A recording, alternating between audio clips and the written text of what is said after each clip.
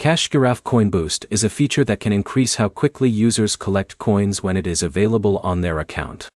By the end, you'll know where to look for Coin Boost, what can affect its availability, and what steps to try if you cannot find it.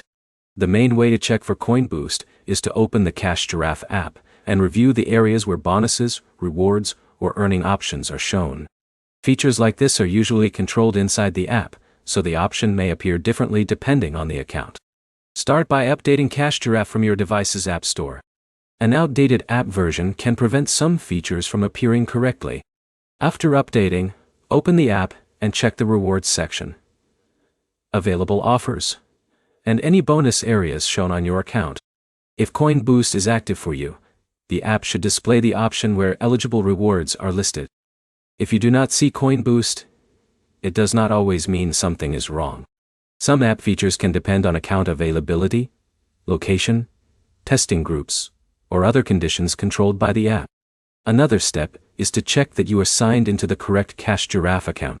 Using a different login can show different available options because rewards and progress are tied to the account being used. You should also make sure the app has a stable internet connection. Reward apps need to connect with their servers to load current offers and features. If Coin Boost appears but does not activate, close the app completely and reopen it. You can also try restarting your device before checking again. Avoid using unofficial versions of Giraffe or modified apps. Only use the official app, because account access and rewards depend on the app environment being secure. The key points are simple. Update Giraffe, check the rewards and bonus sections, and confirm you are using the correct account. If Coin Boost is not visible, check again later, because availability can change inside the app. Your next step is to open Giraffe now and look through the available reward options.